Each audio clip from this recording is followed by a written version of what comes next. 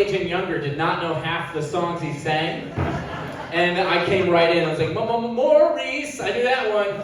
I got the Maurice. I saw you guys. I love it. I love it. I feel like I'm a manager at Olive Garden. How's the food? Is it good? I'm sorry we ran out of the crayons and the little paper. Hey, give it up for the Mitchells, for Brian, for creating this, you guys. So cool. So cool. There's a lot of things to be excited about. So many things to be excited about. Like, not to brag, you guys, but I lost 50 pounds.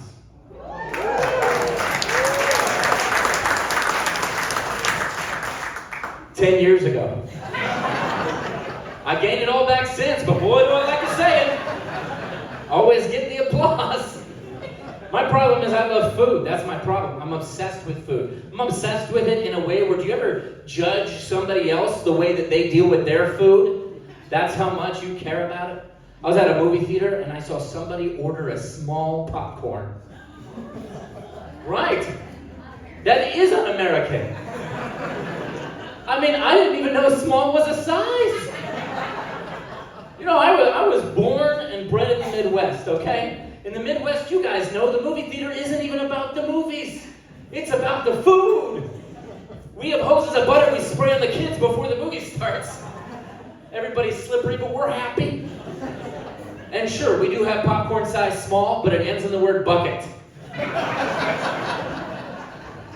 We have small bucket, large bucket. Where's my accountability partner bucket? And then we have a family bucket, which is just a wheelbarrow of popcorn in your own personal butter hose. And that wasn't enough for me growing up. I don't know if anybody's parent ever did this, but my mom would go, "Oh, we're going to the movies? I'll get my big purse." Right? Like the moment the movie started, it was a scene from Mary Poppins. She's pulling everything out of that bag.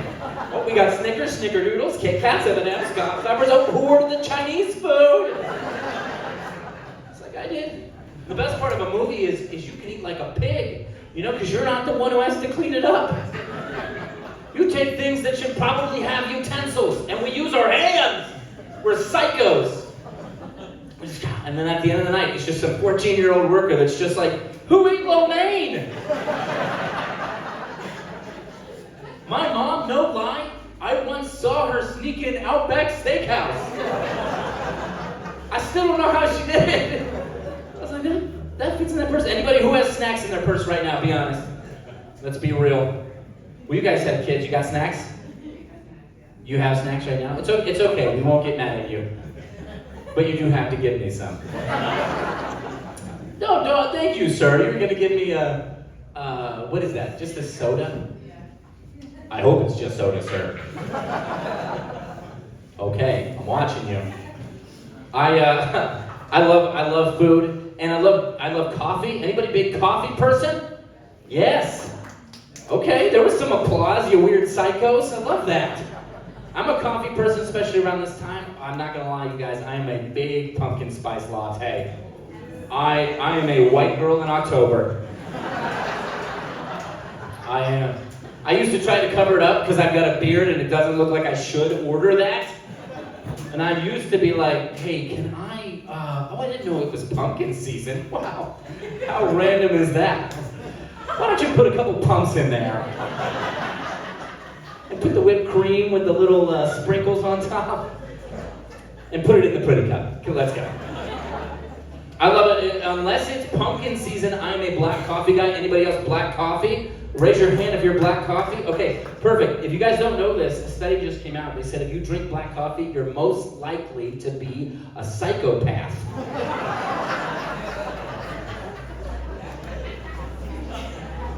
So I had those people raise their hands so you can stay away from them.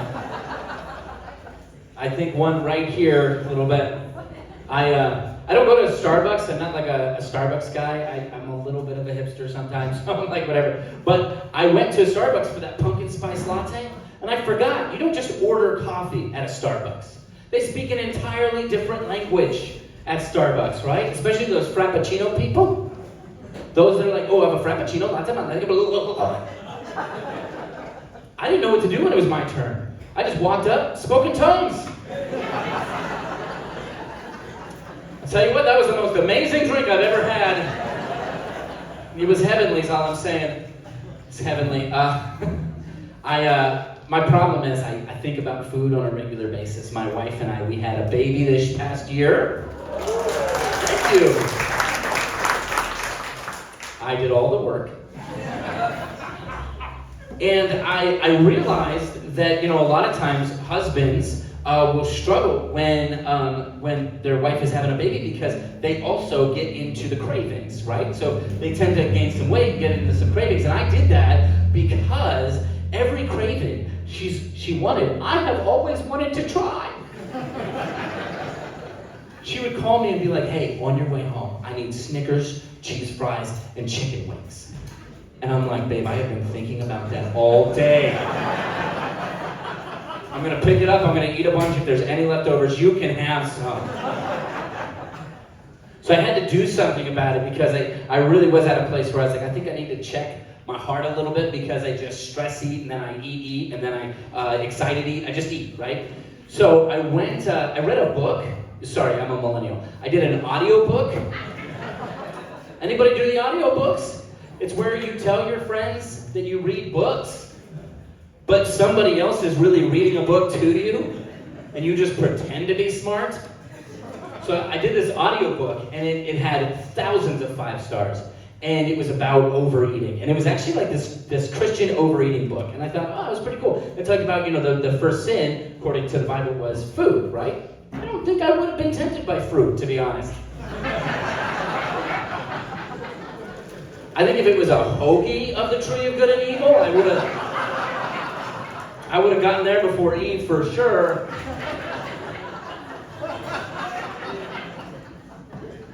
So we get to the end of the book, and I'm traveling, I'm doing shows. I'm blessed to do this for a living, and I get from one place to the next, and I'm listening to it on the way. I get to the end of this book, it's this woman who wrote it, and she does the voice for it, and she says at the very end, and that's why I wrote this book, for strong, independent women. I said, I'm sorry, what? How did I M. Night Shyamalan myself? I did not see that twist coming. And the hints were all there. Throughout the book, she would say things like, do you ever step on the scale and take off your ponytail?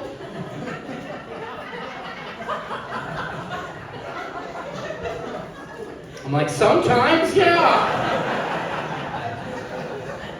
She's like, don't you just eat bonbons while you're watching soap operas? I'm like, this woman knows me. So I tried to create rules for myself, just to kind of put myself in check. I had to create rules. I love cake, big cake fan, which, side note, I bet if birthday cakes could talk, I bet they just blow and spit all over your face and say, how do you like it? So I love cake, so I created this rule for myself. Rules don't work. The rule I created was from this point on, I'm only gonna eat cake at weddings. Do you know how easy it is to find weddings on a Saturday? If you're willing to cross state lines, you will find them. Yeah. I started wheezing. Anybody ever wheeze? Wheezing is like whispering for the lungs. Should I do this? I didn't say anything, no. Oh. Everybody's like, I'm sorry, are you talking to me? I'm not talking. Just wheezing. I met these friends in Chicago, and they're these fitness friends. Not good friends. I met them. They said, hope you don't mind, but we like to exercise and have fun. And they were liars. Because we did not have fun. We've only exercised. Like, they've had me do 4 half marathons. Why? Why am I doing it? And I'm not even good. I just did a half marathon in July, and somebody who was 95 beat me. And he was walking. And I know he's 95 because he said, I'm 95. Not good. My fitness friends, they showed me things I've never heard before. Things like gyms. Anybody ever been to a Planet Fitness? Yes, a couple people. If you've not been, you need to go just to read the names of the machines. They're hilarious. There's this one machine. It does this. Sorry, this is a kid's table. It does this. There we go. Sorry, sir. It's okay, I think you were, Corey said you were falling asleep, so you do not want to wake up at that moment. He's like, where am I? What kind of a strange Pilates class is this? Do you guys know what they call that? They call that weird, but do you know what they call that machine? They call it the hip abductor. It abducts your hip? How does that happen? Hey, fat little hip. You like candy? Get in the van! Get in the van, you fat hip, you're gonna die! And the hip just wakes up in a warehouse somewhere just like, when can I go home? When you stop eating cupcakes! Months later, someone's walking down the road, they're like, oh, Carol, you look great. Oh, thanks. It was the hip abductor. Completely abducted my hip. Tortured it for a couple of weeks, and now it's a vegan. By the way, this move will end all conversations. I did this one time at a club and somebody said, can you please stop? I was like, no. I should have said this in the beginning, and I'm sure you can tell, but I am a millennial, and I am sorry. I know you all hate us, and I apologize. I'm sorry for introducing gluten into your life. And gluten-free, that was us. I'm sorry for everything you claim we've done to you, which is ironic because you also claim we haven't done anything. So.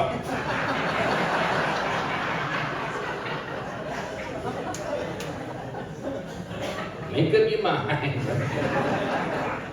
Where are my millennials? Raise your avocado toast at me? Yeah, we got a couple. There you go. Well, listen, I'm not going to make fun of you guys tonight. We're still friends. We're still on for brunch tomorrow, okay? You can get a millennial to do anything if you have brunch. I mean, you can lure them down an alleyway. They're like, I'm not going there. I got brunch. All right, bagels. Let me do some bagels. So I love my generation. I think the problem is we have a bad reputation. You know, every generation has their own reputation. We have a bad one. Ours is that everybody thinks that millennials is easily offended and we cry too much. And that just makes me feel like you're not listening to my truth. I could tell, sir, when I started to cry, it made you uncomfortable. You're my dad's generation, Gen X, so you got uncomfortable when I cried. That's because you guys don't know how to cry.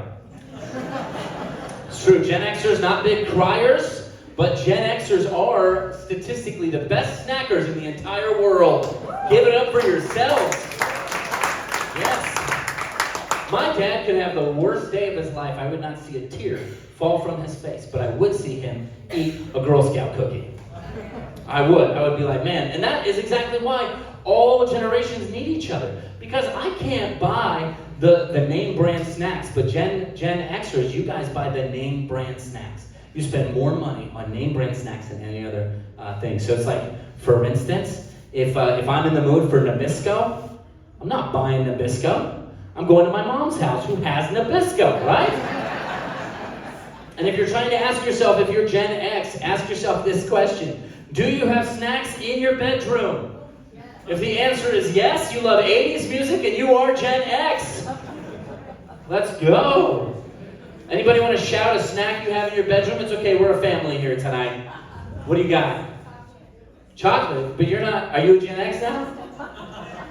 All right. You're the shortest 48-year-old I think I've ever seen. But you got chocolate. Name brand chocolate? Like, is it Hershey's? Oh, then you are Gen X. Congratulations. Wow.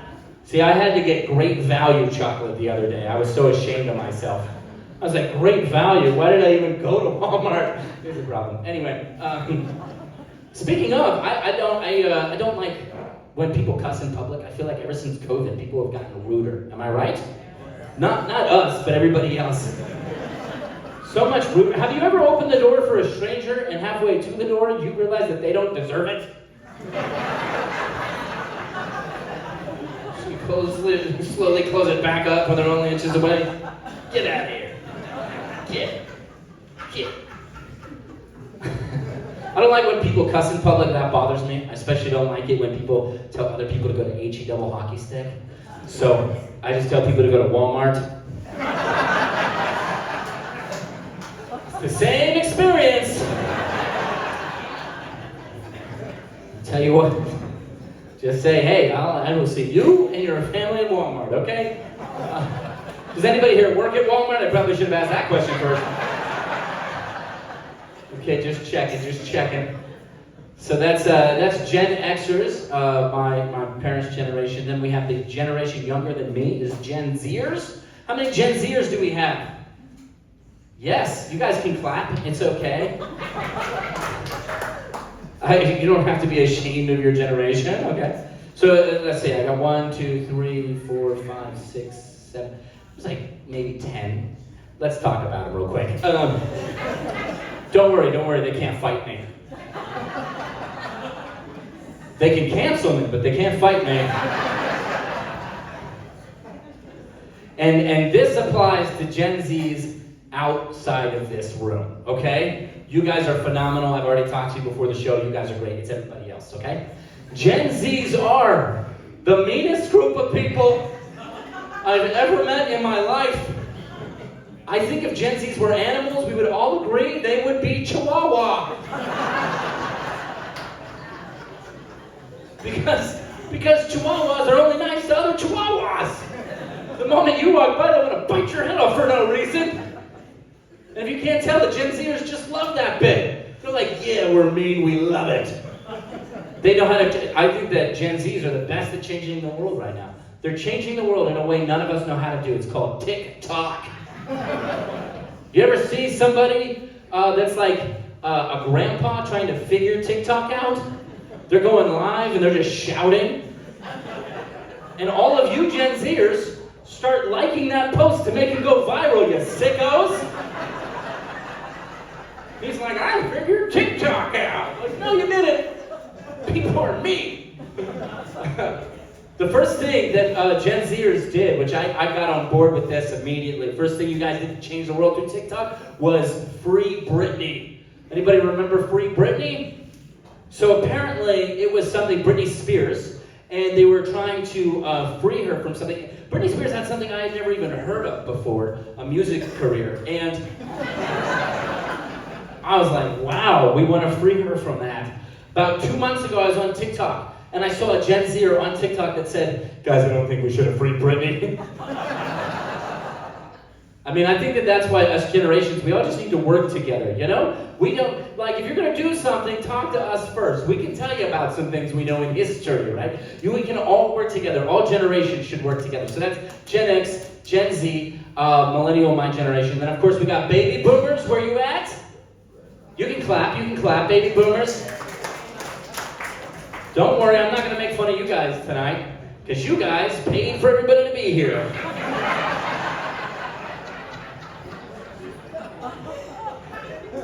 Thanks for having me. I love being a millennial because I'm 34. I have 2 kids. I have a great wife. And when I go out to dinner with my dad, I still hope he pays for it, you know? It's great being a millennial. Just right at the end when the check comes, I just go, Dad, I don't know. I'm not making the bills right now. Just throw it out there. My dad's like, oh, I'll take it. I'm like, thanks, man. Appreciate it. I ordered an extra meal too, Dad. Appreciate it. It's for the kids. We're feeding the kids. I think it's interesting because for me, you know, as I said, my wife and I, we've been married for 6 years. Anybody beat that? I mean, I don't want to brag here. 6 years is pretty long. Round of applause. Let's get to know this. Round of applause if you've been married longer than 20 years. How about longer than 30 years? Okay. All right, let's just go for it. 100 years. Who's been? Anybody reach or surpass the 50-year mark? Yes? We got 2 couples? Okay, what Who said that over here? You, sir. Is that your wife? Okay. You know, sometimes when you've been married that long, I gotta ask. You're like, no, she's at home. I don't know this lady. She left her husband too at home. I don't know. How long have you guys been married? He doesn't know. He looked. 55 years. That was a strong, confident guess from you, sir. Because you could tell in her eyes, she's like, I may not know either. He's like, 55 at least. And what about you? Well, 56 years in a couple of weeks. 56 years. She wins. Where's your husband? Right there. Okay, you guys are next to each other too. Good job. Yeah. So, you guys have been married 56 years. How'd you guys meet? A dating app?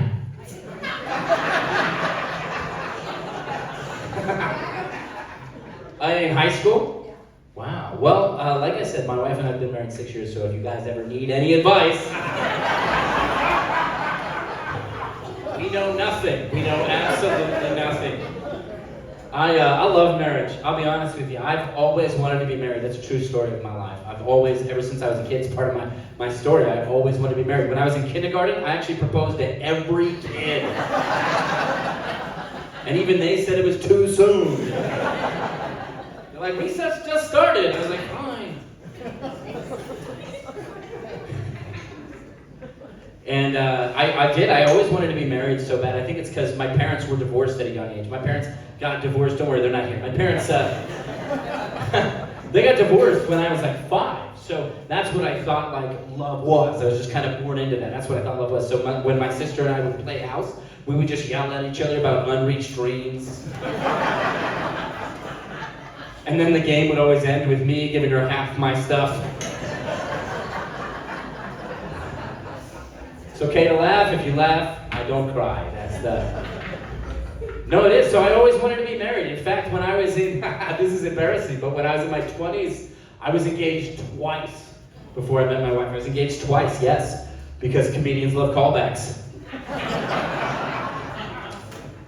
And then I met my wife. She's literally the best. She's my best friend.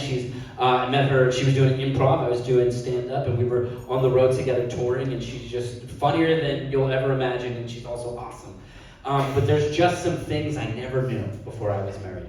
Like, for instance, did you guys know that before I was married, I was right 100% of the time? My friends used to high-five me as to how right I was. Kings and queens would parade me down the streets because I was so right. And then I got married and I heard a word I'd never heard before. Wrong. Apparently there's some things I've been doing wrong. Like, for instance, did you guys know that out of the 17 hand towels my wife has hung up in the bathroom, 16 of them are not to be touched? Apparently they're called show towels. I've heard of show horses, I've never heard of show towels. Who's coming to my bathroom for a show? Now, I don't know if this is just me as a husband or if every husband has to do this, but when somebody's coming to the house, my wife has made it my job to clean the tub. Anybody do this? She'll go, honey, the Johnsons are coming over, clean the tub. What?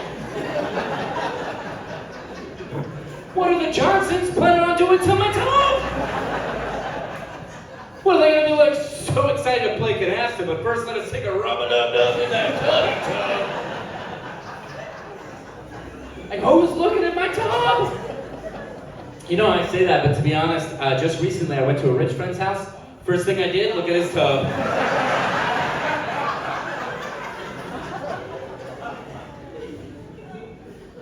Yeah, you know, it's kind of funny. Before you're married, as a bachelor, you're a little worried. You're a little scared. You know, I think. Why did I say scared that way? That was weird. You're a little scared. Scared. It's spooky season.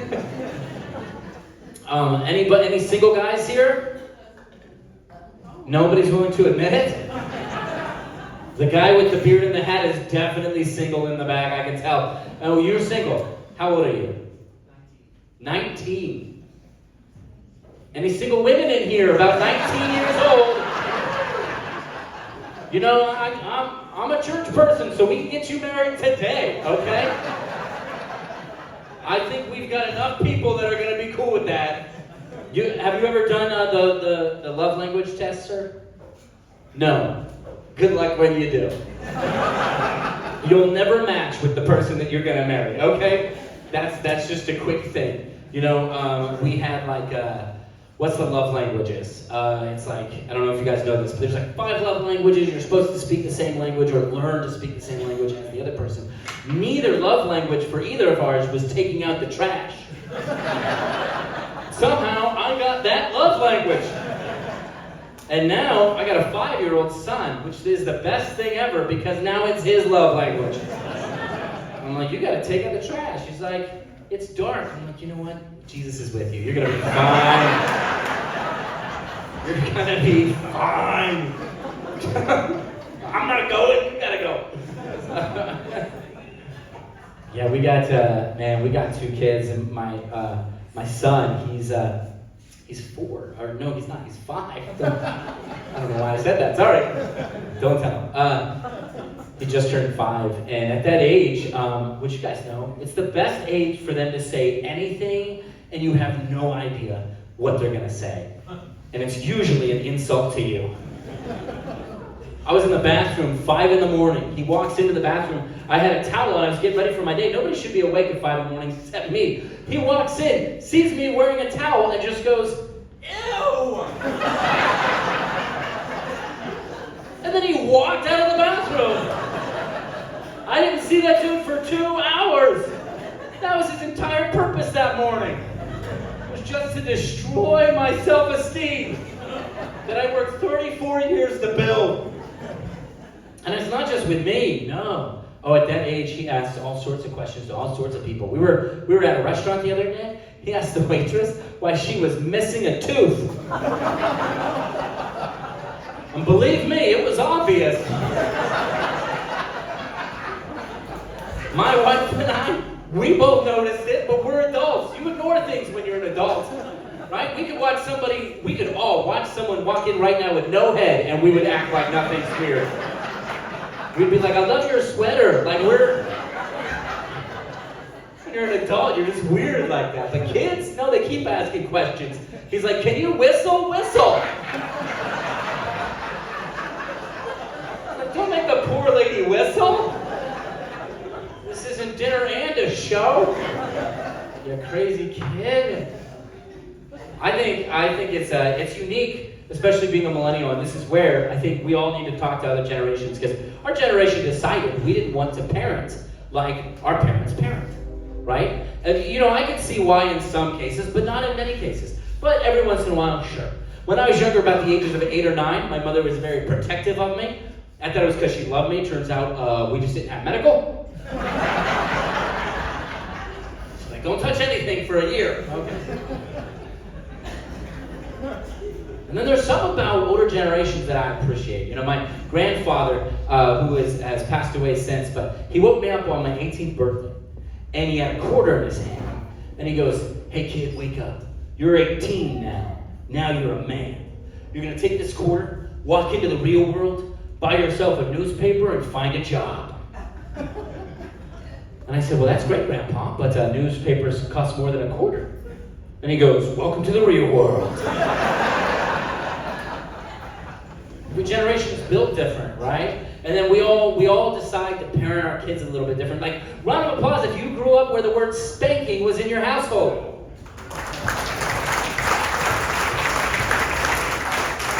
Wow, some of you guys clapped pretty hard there.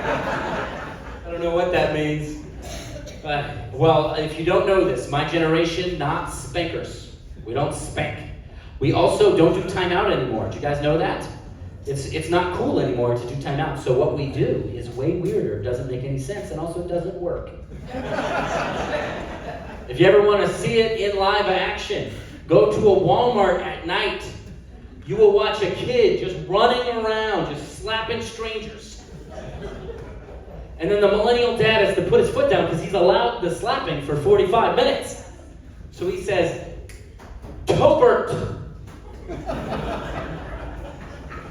And then he pulls out the full name. Tobert Dream Prosper Wind Smith. You get over here. Then we do this maneuver. This is our maneuver. We invented this. You're welcome. It's this. You have to get down to their eye level. If you've got a really tiny kid, good luck with your back. Okay? You have to meet them at their eye level so that they know you exist. Because they haven't seen you for at least an hour. My dad never would have done that. If he knew that he was supposed to look me at my eye level, he would have been like, all right, go get a step stool. You work for this. And so there we go. So we look and we make a scene. I don't know why we do it, but millennials are being loud for everybody to hear because we think we're right about this. We say, Tobert, look at me. You threatened that man over there. You slapped him and throat punched him.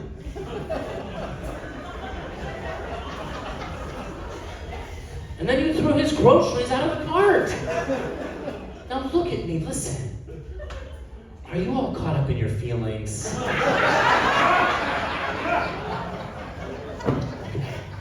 I'll tell you what, after this, we're gonna go straight home because we've had enough and we're gonna take you to your feelings corner where there's an iPad. You guys look at me like I do that. I do not do that.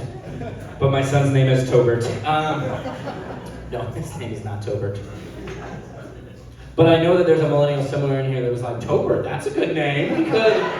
We could do that one. All I'm saying is I think that every generation at one point we think we can do it all ourselves, and we got to work together, you know. And like for instance, we want to be heroes about everything. The millennials. I saw this guy with he was my age. He had holes in the jeans that he had patched up himself. And I thought it was cool, so I said, dude, love the jeans. He said, thanks, they're a rescue. A rescue? What, were they going to euthanize your jeans? What, was Sarah McLachlan going to sing while they're in a cage in the back?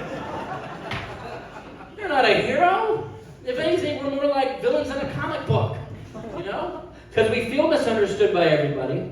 We love animals more than we love people. We're obsessed about the environment in a creepy way. And we laugh even when we're depressed. Like it's Penguin, Ivan, the Joker all roll into one. And villains in comic books, they don't have real jobs. Even superheroes have jobs in comic books. Villains in comic books, they don't have real jobs. Millennials, we don't have real jobs. You ever ask a millennial what he does for a living? He looks at you like he's hoping you give him the answer. You, sir, in the back, millennial with the beard, what do you do for a living? Car accessory shop. He works in his parents' garage. I see. I can interpret for everybody else. Don't worry. Very good. Hope you got a little heater in the wintertime in that garage. You know, anybody that hasn't now, our age, we're starting to finally find ourselves the jobs that we want to do, the passions that we want to do. You know, for me, the whole reason I do stand-up comedy is because my mom made me do it. So yeah, usually a lot of parents want you to be a doctor or a lawyer. My mom wanted me to be broke. And so on my 18th birthday, she took me to a comedy club, put me up on stage. I got a laugh from someone that wasn't my mom, and I was hooked.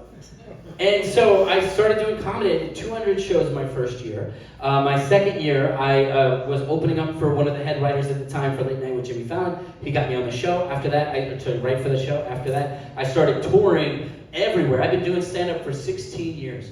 And I gotta tell you, what's amazing is there were times where I only had 25 bucks, I didn't have enough money to get from one place to the next, and God figured it out, and I was able to kind of get from one place to the next. And I gotta tell you, I even had to sleep in my car, but I was never afraid of the worst case scenario. And I think that that's because I loved it so much. And that's when I realized love overcomes fear all day, every day, right? Love overcomes fear. And then I got married. And I realized that sometimes love and fear kind of go together. And don't get me wrong, I already said she's my best friend. It's not that. It's that I didn't realize until I was married. And husbands, you'll get this. You know this. But when you get married, as a husband, your responsibility is to keep everybody in your family alive. Did you know this? Single man, that's what you have to do. When we find the single woman in this room and you guys get married, you gotta keep her alive, okay? Not just her, you gotta keep kids alive, pets, don't even think about a goldfish. My family thinks we have a 6-year-old goldfish.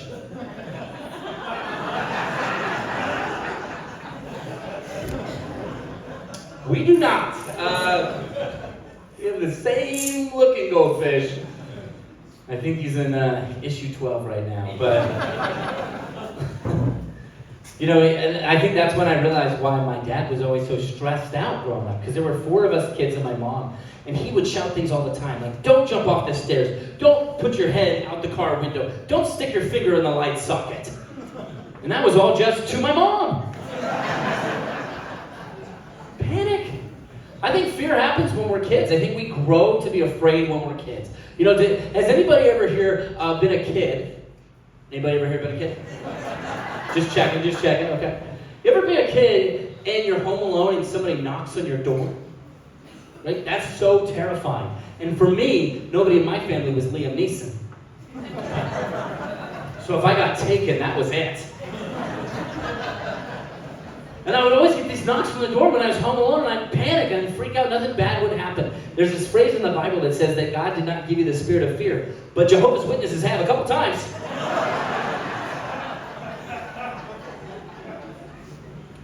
I'll tell you what, though, that's not the scariest thing as a kid. Scariest thing growing up as a kid is when you're watching a TV show or a movie and your mom walks in. Because it doesn't matter what show or movie you're watching. The moment your mom walks in, it's always at the most inappropriate scene in that TV show or movie, right?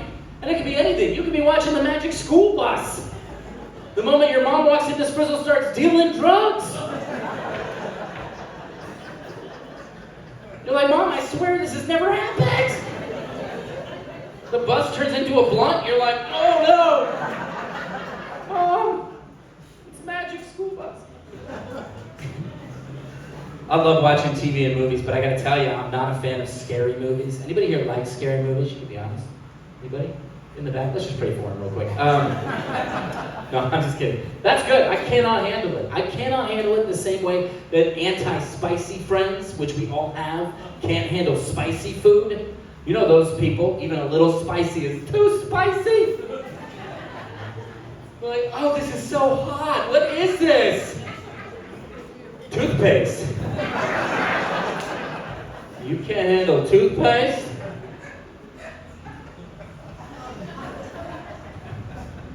I think you know somebody there.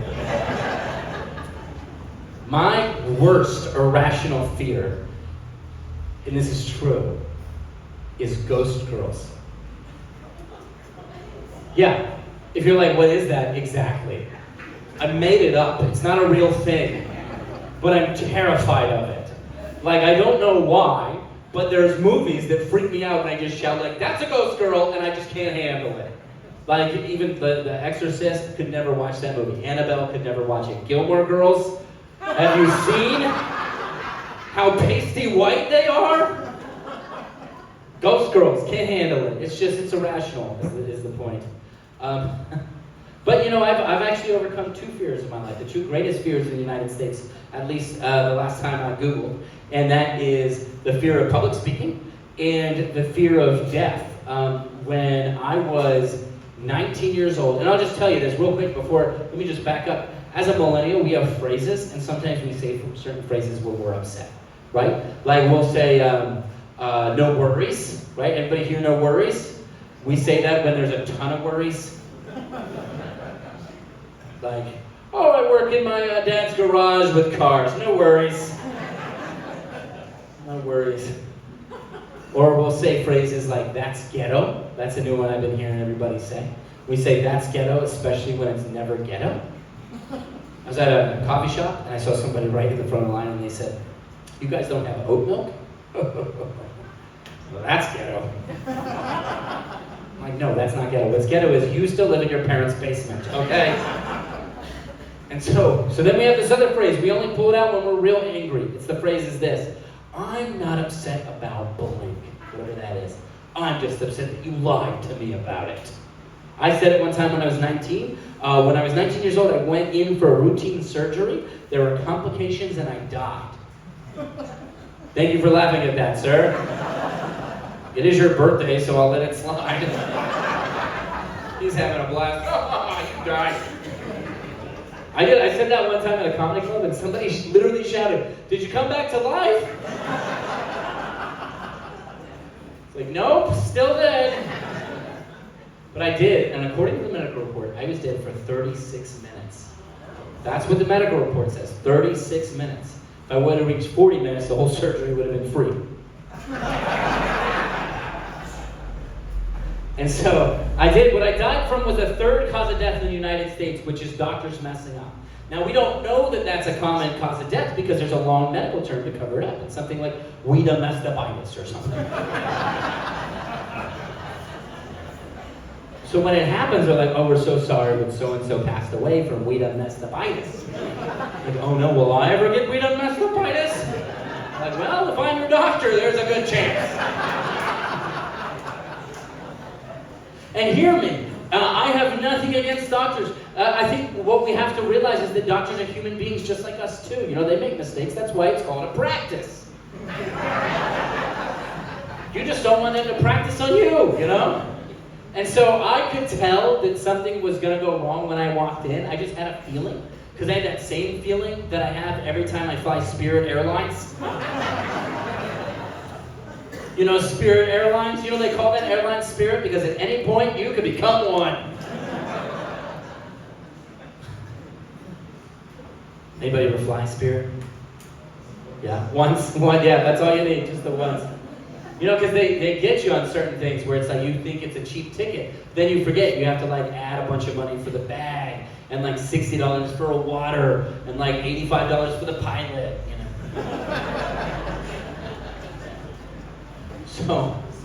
So anyway, I was dead for 36 minutes, right? That was a long time. And apparently what had happened was they were trying to revive me, I guess. And this is what I do know. I know that my mom was praying for me in a chapel at the exact same time. And somehow, miraculously, I came back to life, which is really cool, considering the fact that I actually had a bad relationship with my mom at the time. Because of my parents' divorce, I wanted nothing to do with her. I cut her out of my life. And I'm telling you this for an important reason. When I went to the hospital, I said, "Hey, my mom's going to want to come see me, and I don't want to see her.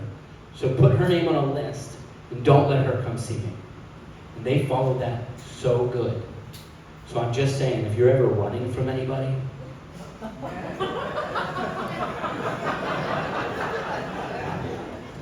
go to the hospital, put their name on a list. You're going to be fine. They won't get to you. But somehow when I came back to life, not only did God bring me back to life miraculously, that was when I was 19, now I'm 34. And I have kids, I have a wife, I have all this stuff. Not only did I come back to life, but my relationship with my mom came back to life. And it was just really cool how that happened. It was completely out of my control. It was just forgiveness that I had never experienced before. And you know, I should say, I say that I used to be a pastor. I say used to be, the congregation doesn't know yet. I figured when they come back, I'll come back, you know? No, you know, I liked being a pastor. I was just tired of pretending like I knew Greek. I didn't know Greek. Which, side note, did you guys know that the Greek word for pastor is golf enthusiast? It's a true fact, Anyway, so I watched God do this in my life and completely bring a relationship back to life. Completely out of my control. It's just my heart had changed. And I saw that one time. I was doing a show, and right before I was doing a show, I met this woman at a Dollar Tree, and she was a crazy woman. And I know that because she told me, which is usually a dead giveaway. She was staring at me for a long time, and she said, "Hey, wait a second, you're a comedian. I saw you on Huckabee last week. You're right, you're a comedian." I said, "Yeah, I am." And she goes, "Okay, well listen, first I gotta tell you, I'm crazy." I said, "Continue." She said, "Well, I'm from out of town, And my daughter is turning 40. We're celebrating her birthday here. That's why we came into town. And we're gonna do it at her house, and it's gonna be this cool celebration. And I think you should come and do comedy. And I said, no, thank you. I don't wanna do that. And she said, well, you know, her husband's very rich. And I said, okay, great, what time should I come? You know, I'm a millennial. And I said, what time should I be there? And so I get there late at night, same night. It's a mansion. I mean, this woman was not lying. That husband was rich. Great bathtub, by the way, okay? So I go there, I do 20 minutes for these very rich people. There's only like 20 of them in this giant mansion just watching me. You can hear the echo. There's like no mic, no sound, and I'm just forced by this crazy woman to do comedy. And so I do it, and at the end I say, hey, happy birthday, 40th to you, lady. Your mom, who cornered me at a Dollar Tree, told me to share some of my story. So I shared what I just shared with you guys about my mom and how we had a bad relationship, and God just brought that back together all by Him. And I said that. The whole room, their jaws dropped. And I said, okay, that's a weird way to end the show, but we'll end it. And so I go to end, the girl whose birthday it is, she comes up to me and she said, I gotta talk to you. I said, okay. She goes, well, first off, I gotta tell you, my mom's crazy. And I said, yes, I'm very aware. And she goes, no, you don't understand. It's not my birthday. I said, I'm sorry, is this one of those things where rich people kidnap poor people? So I gotta call my family if it is, you know? And she goes, no, you don't get it. She goes, I haven't talked to my mom in 15 years. She goes, I just started coming to church, and I had a heart change, and I messaged her, and I said, hey, I want you to come to see my kids for the first time. And she replied, wow, but I want to do that, but I want to celebrate all the birthdays that I missed. And she had a tear coming down her face. She was a millennial. And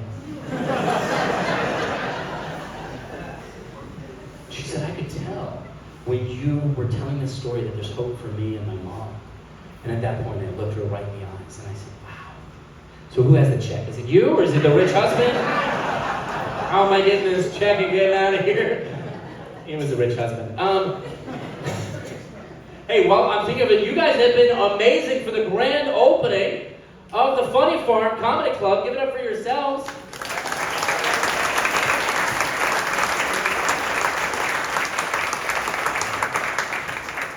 Just a couple things. So they had mentioned before, tomorrow morning, I'm going to be hanging out here for like a Q&A. If anybody's ever wanted to do comedy, I'm just going to be doing like a free little class because I'm just obsessed with comedy. And so it's going to be a lot of fun. You can come 10 to 12. But I also have shirts in the back here, and they are Beyond Millennial. So this just says, when's brunch? And this one right here, it says, made in the 90s. Now, here's a quick tip on this. You can just grab a marker and change it to whatever number you want. That's free. And then, this is my favorite.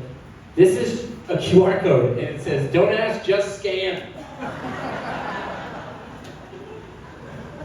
And when you scan it, you get Rickrolled. And if you don't know what Rickroll is, buy the shirt and find out, okay? And then we have these online. I just sold out because I was on tour in California. But this is a book I wrote, and it's called The Great Heckle. It shares the gospel with people in the comedy world, comedians. And so that's what these books are, and people started buying it and reading it. Huckabee talked about it, and it ended up on the Amazon's bestseller list in like less than 24 hours, which was a really cool story, but I don't have it here anymore. So, however, if you decide to buy it on my website, chriswineland.com, I will autograph it for you, and I will send it over to you. If you want that, I don't know. But anyway, so here's my last thing. I want to kind of leave you guys with are you guys having fun? Okay, good. Good, let's do another 2 hours. No, I'm just kidding. No, I'll be quick on this one. So my phone used to belong to a guy named Andy, and I know that because Andy never told anyone he got a new number. Anybody ever have that?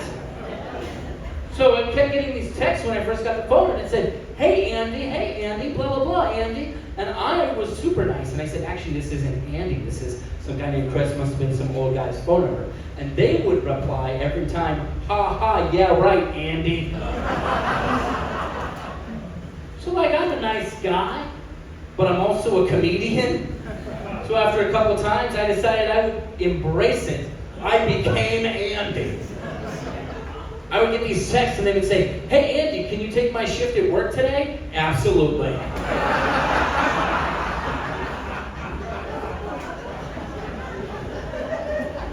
I'll be there.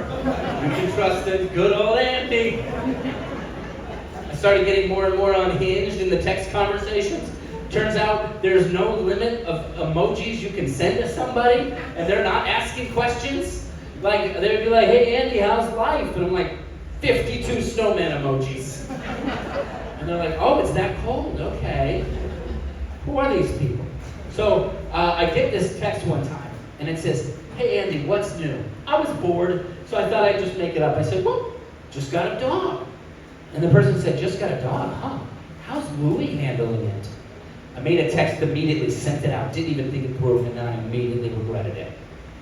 Because they said, how's Louie handling it? And I said, Louie's dead.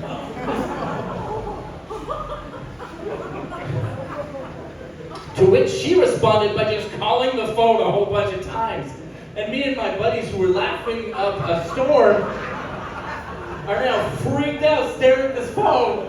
Because we're like, what are we going to do? None of us are Andy. You'd be like, hey, this is Andy, it's everywhere. I got to go, bye. What are we going to do?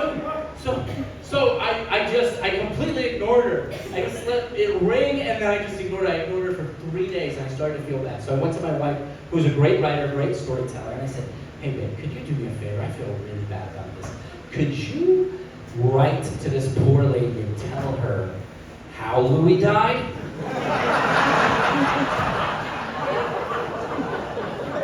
I wasn't going back on this prank, no way. I was in it. So she writes this thing, she sends it out, I'm reading it, and I said, hey, I'm so sorry, it's taken 3 days to respond. We just had a 3-day funeral for Louie.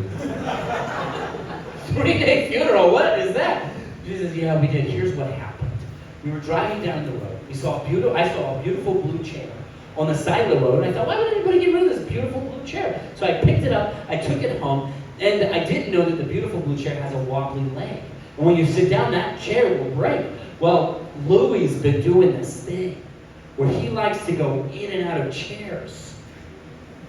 And so I sat down right as he was going in and out of this new chair, and the wobbly leg broke, and bam, Louie's dead.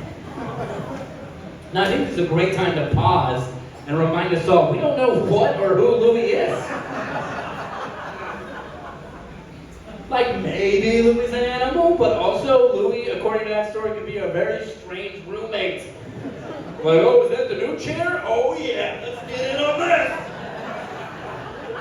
And I'm dead. I shouldn't have taken out my ponytail when I got on the scale this morning. It's going everywhere. And I got hair in my mouth, sorry. So we say this story, we say this text, and she responds, oh, that's horrible. I think it's the end of it. 2 weeks go by. Same woman sends me a text and says, Andy, ... I got some questions. And I can tell she's pretty angry. She sends a screenshot of Andy's Facebook page. And it's a picture of Andy hanging out with his cat. And it says, just hanging out with my cat, Louie. She goes, Andy, I have a question. Because you told me 2 weeks ago that Louie died from a tragic death and you guys had a 3-day funeral. And then you just posted on Facebook an hour ago that you're hanging out with Louie. Did I miss something? Now there comes a time in every man's life where you need to fess up for your mistakes. This was not one of those times. She said, did I miss something? And I said, actually, yeah. Louie didn't die physically, but emotionally. The blue chair was a metaphor. And she said, oh, that makes sense. No, it doesn't. No, it does not make sense, crazy lady. You can start seeing some red flags here. So then I realized she sent me Andy's Facebook page. I didn't know anything about him except his first name. Now I could become Andy. I was in a dark place in my life, okay? And so I go on there, I'm stupid. I'm like getting to know his family, getting to know his favorite snacks. I'm like, I'm gonna become this guy. And while I'm there on Facebook, I start to notice everybody's posting and asking him questions and demanding to know why he's been texting weird things.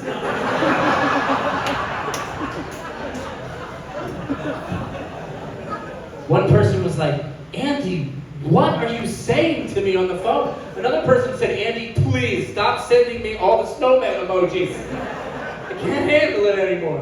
And finally, one person got straight to the direct question and said, Andy, I've been texting you lately and you've been saying some really weird stuff to me. Is that you? And Andy commented underneath and said, nope, it's some comedian with my old number and I just let him mess with people. And he knew about me and was totally cool with it. Thank you guys so much. Have a good night.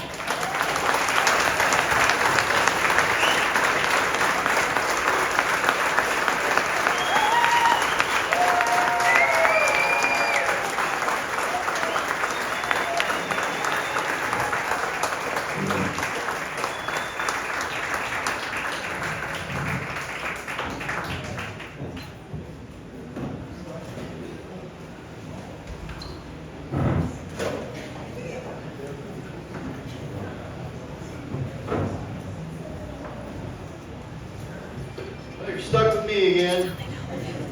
Everybody have a good time? Let's get it up with this guy. I'm going to use my phone real quick. I'm going to show you how to do it.